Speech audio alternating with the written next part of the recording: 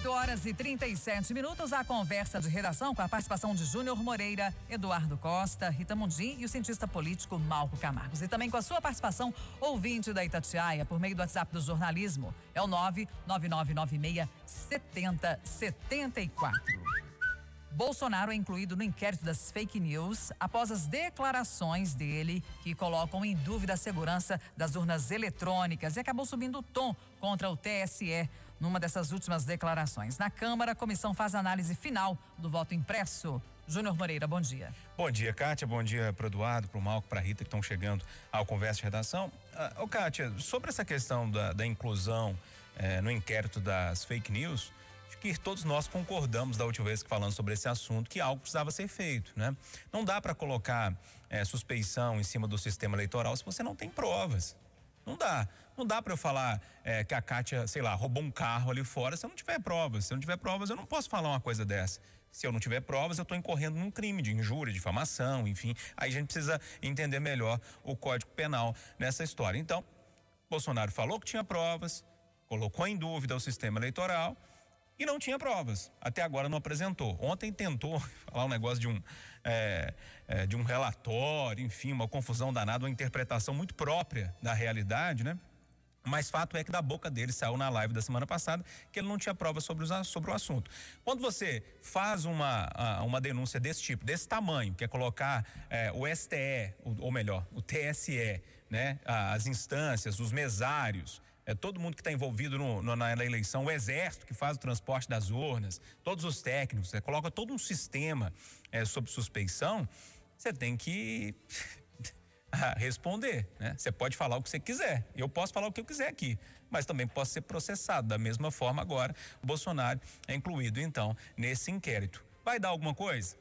Acredito que não vai dar em nada não, vai dar uma dor de cabeça, né? Mas a gente sabe como é que as coisas funcionam aqui no Brasil, acredito que não vai dar muita coisa não. Sobre a questão desse voto impresso lá na Câmara, Kátia, da outra vez estava certo, né, que esse negócio ia ser derrubado, os governistas retiraram a pauta lá na comissão, pediram mais tempo. Agora ela volta. Os governistas falam que agora tem voto para aprovar e a oposição fala que não tem voto para aprovar. A gente precisa esperar. A sensação que eu tenho com todo mundo que eu conversei e com os colegas lá de Brasília é que esse assunto deve ser enterrado já na comissão e não deve seguir. Esperemos para ver.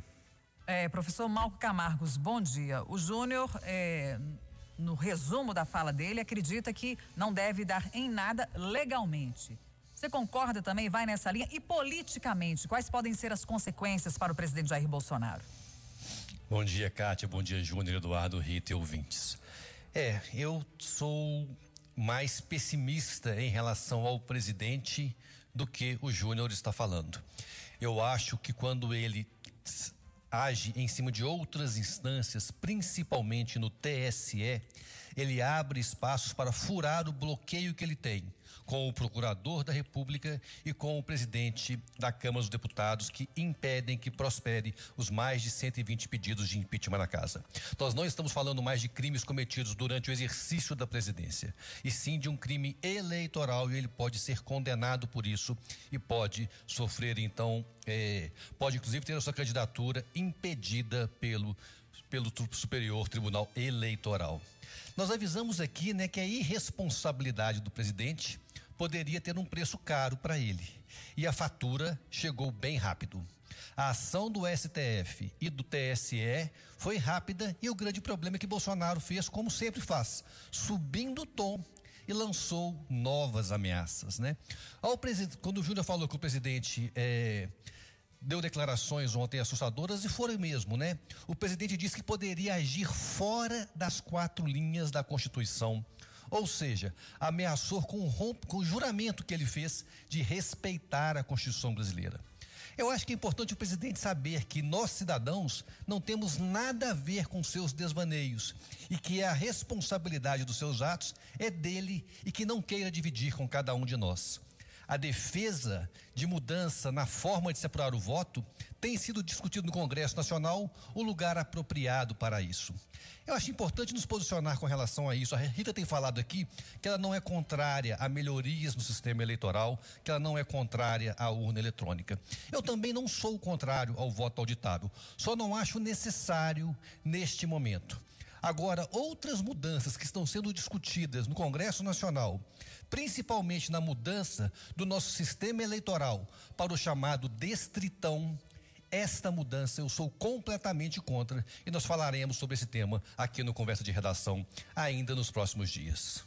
Um dos principais assuntos aqui nas mensagens que estão chegando no WhatsApp, então não dá para ler todas as mensagens porque são muitas, essa live do presidente Jair Bolsonaro de ontem. Eduardo Costa, bom dia, você acompanhou e aqui as mensagens dizem que ele apresentou sim provas. O Júnior acompanhou, disse que não. A gente está vendo em outro comentário de outros colunistas também dizendo que ele não apresentou provas. Eduardo Costa, sua avaliação, bom dia. Bom dia para todo mundo. O que mais me impressiona é como é que o país fica anestesiado com o bate-boca, com as palavras vãs e esquece o que verdadeiramente interessa. É impressionante como é que a gente fica, porque o ministro falou isso, porque o presidente falou aquilo, porque o outro falou aquilo. Eu disse aqui, Kátia, ontem ou anteontem, que além de prorrogarem o pagamento dos precatórios, que é uma dívida histórica, líquida e certa, que o cidadão às vezes está na justiça 10, 15, 100 anos, eles agora estão estudando um adiamento do pagamento da prorrogação.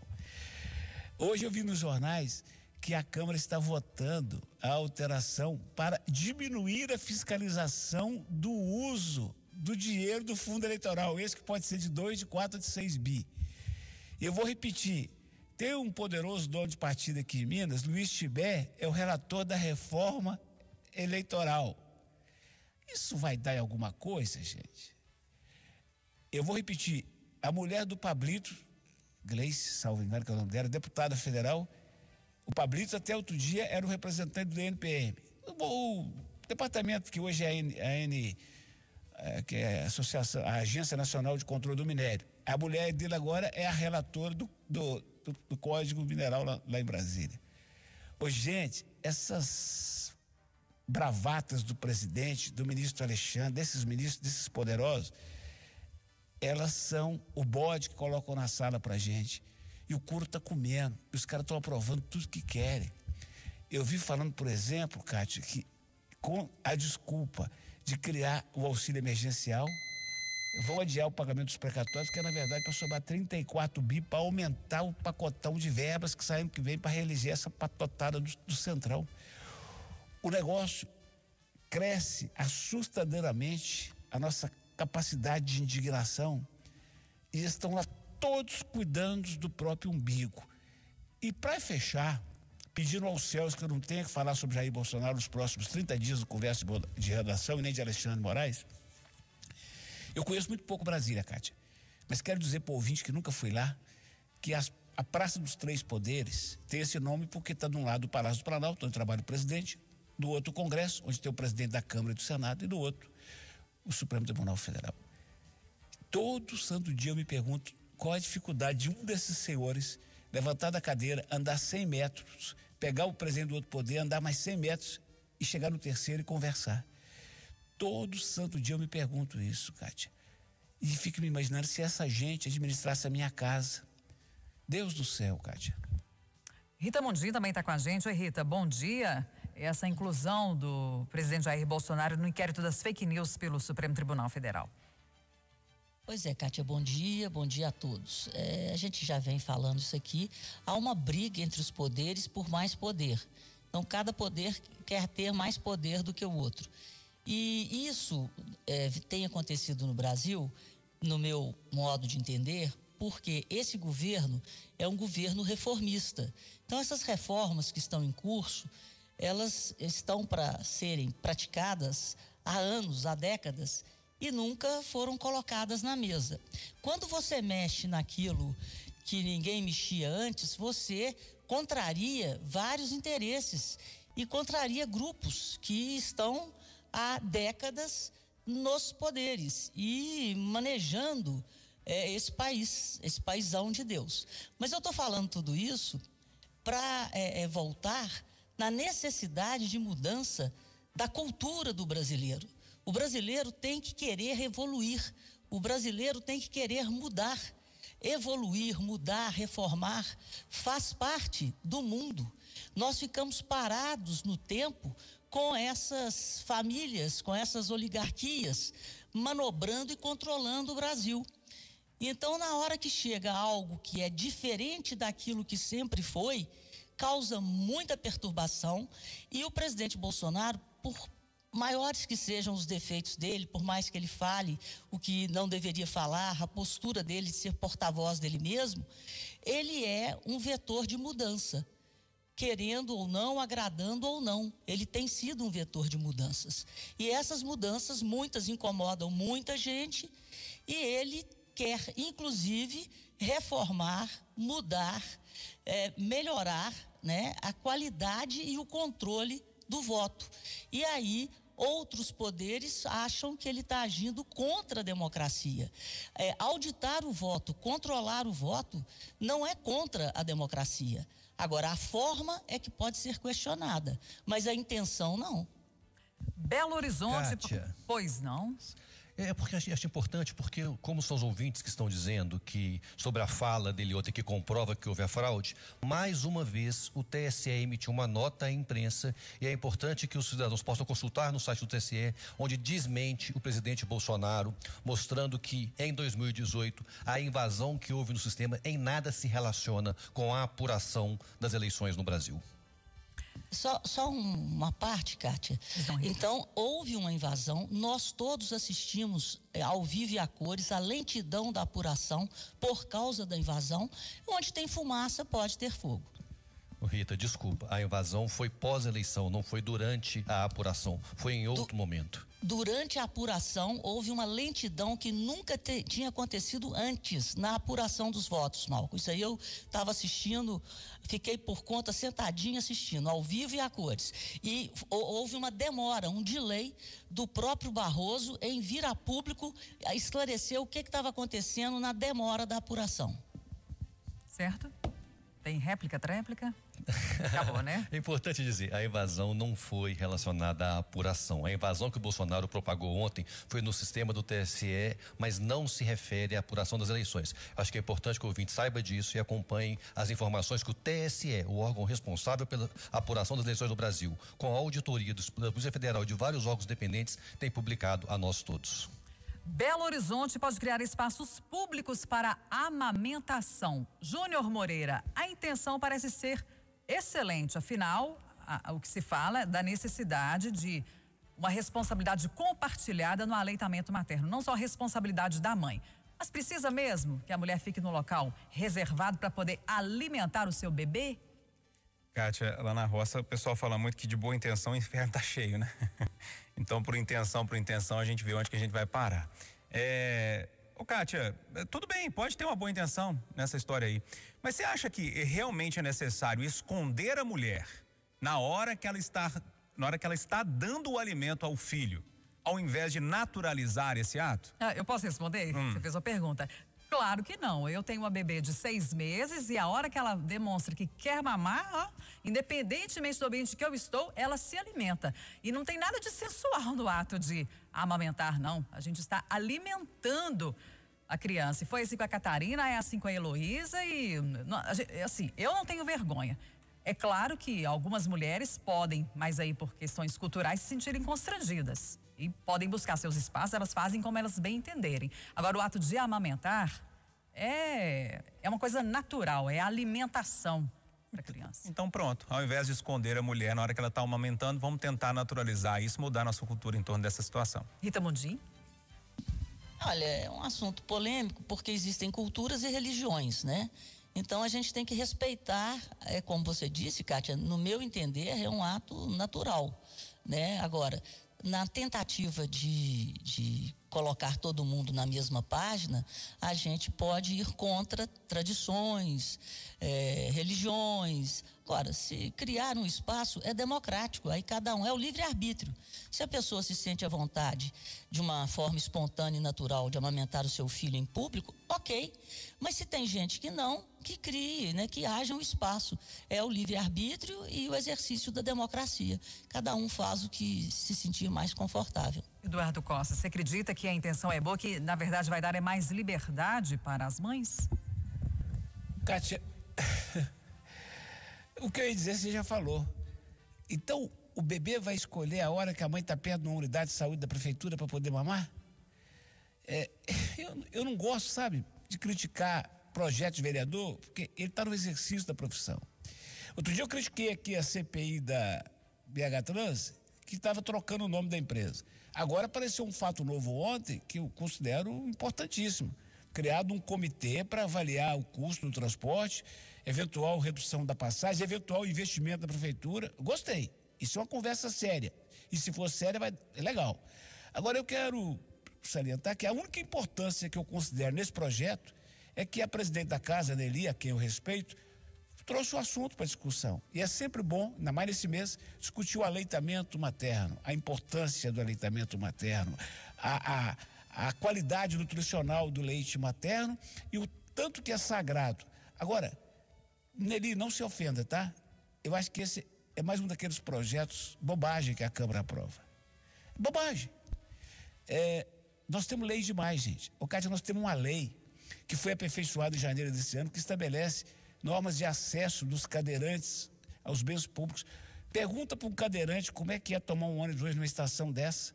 Pergunta para ele como é que é ir a um parque, a um dos nossos parques num domingo para se distrair. Pergunta para um cadeirante como é andar nessa cidade, nesses passeios cujos proprietários não são orientados e obrigados a cuidar. Então, pergunta para o Conselho Regional de Medicina se os CESAMs, que são aclamados há décadas como a solução para a saúde mental no lugar dos hospícios, e olha que eu não estou defendendo os hospícios, são a solução, ou se estão lá por estar. Então, nós temos lei demais, gente, vamos parar com isso. Vamos, Nelly, aproveita que a Câmara, que se você administra bem, a Câmara sempre sobra com dinheirinho no fim do ano, faz uma campanha. Não precisa anunciar na Rádio Itatiaia, não estou cantando anúncio, não. Faz uma campanha de outdoor dentro dos ônibus, de jornal do ônibus, para que todos nós respeitemos e saudemos o ato da amamentação. Professor Malco Camargos, lembrando que agosto é o mês de incentivo ao aleitamento materno. Ainda mais neste mês, né, no mês de agosto, de incentivo ao aleitamento materno, é fundamental dizer: lugar de amamentar é onde a mulher quiser. Se querem criar novos espaços, que criem. Vou te falar, não é nem a mulher, é o bebê. A mulher e o bebê quiserem, né? É uma relação de mãe com filho. O não pode, Eduardo. Mal, essa eu tive de interromper. A Kátia foi primeiro, mas eu quero falar: lugar de amamentar é quando o bebê chorar. É isso mesmo, né? O que não pode restringir o direito de uma mãe a alimentar sua cria. Agora, eu quero dizer uma coisa para aqueles que se incomodam ou que erotizam a amamentação. Estes é que precisam ter lugar especial na sociedade, excluído da convivência com os demais, pois tem graves problemas psicológicos. Minas pede ajuda ao governo federal para manter 800 leitos abertos durante a pandemia. Eduardo Costa, esse é um assunto que a Itatiaia vem abordando já há alguns dias, algumas semanas, de como será possível manter esses leitos abertos após a pandemia da Covid-19. Com as equipes, as vagas em UTIs e, finalmente, uma iniciativa. Vamos torcer para que dê certo. Aí sim, aí Brasília me interessa e me agrada. Parabéns para o secretário, para o Zema, que foram a Brasília pedir isso ao Ministério. Vamos cobrar e vamos fazer a interlocução do governo, do Estado, com os municípios mineiros para que a gente tenha a manutenção dos leitos. Isto é absolutamente fundamental e a Itatiaia vai cobrar. É isso, Júnior? Olha, Cátia, que bom que está tendo vontade política do secretário, né? Tomara que tenha vontade política lá em Brasília também. e no mais é torcer para que isso continue. Esses 800 leitos ficando até o fim do ano já é uma grande vitória, né? Acho que muitas cirurgias eletivas aí que estão na fila já vão conseguir ser liberadas e tomara que a gente consiga essa verba então para manter esses leitos que foram criados. Ô Rita, só lembrando os dados aqui, ó, a capital criou 312 leitos de UTI durante a pandemia. Em Minas foram abertas 2.710 vagas de terapia intensiva. Pois é, Kátia, a pandemia, né? Isso aí foi o melhor efeito colateral da pandemia, que vem diminuir, minimizar um problema crônico da saúde pública. Parabéns ao governador Zema, ao secretário, por essa luta, e essa luta é nossa. Então, vamos nos solidarizar com o governo e vamos todos, prefeitos, né, de todos os municípios que tiveram a sua capacidade de leitos aumentada, vamos lutar por isso, porque isso é uma conquista para a melhoria da qualidade de vida da saúde do cidadão mineiro. Ô, Malco, o resumo da notícia é o seguinte aqui. O secretário foi a Brasília, fez as contas e falou que é preciso manter 800 dos mais 2.500 leitos que foram criados na pandemia. O Estado vai mantê-los até o fim do ano e foi a Brasília pedir a habilitação deles no SUS para o governo federal financiar a partir do ano que vem. Né, Rita, nós começamos discordando no programa e terminamos absolutamente de acordo. Esse efeito colateral gerado pela pandemia precisa ser mantido, né? Nem todo efeito colateral é perverso, esse é benéfico. Agora é interessante que o secretário já admite perder parte dos leitos, ou seja, já assume que não tem recurso para manter todos, mas briga por pelo menos 800 para que essa condição de saúde do mineiro pós-pandemia seja pelo menos um pouco melhor do que estava antes da pandemia. Ô, Kátia, acho que foi você que falou aí a questão das cirurgias eletivas, não é isso, Kátia? Sim. Ô, gente, isso é tão grave quanto a pandemia. Isso dura 50 anos, mas foi muito, muito complicado nos últimos 10. Tem muita gente sofrendo horrores, precisando de uma cirurgia. Que veio os mutirões, Kátia, pelo estado inteiro para operar pessoas que estão sofrendo com o que não é urgente para o gestor público, mas para quem está sofrendo é muito urgente. Isso mesmo. 8h59, final do Jornal da Itatiaia desta quinta-feira. Um ótimo dia a todos. Aproveite o dia.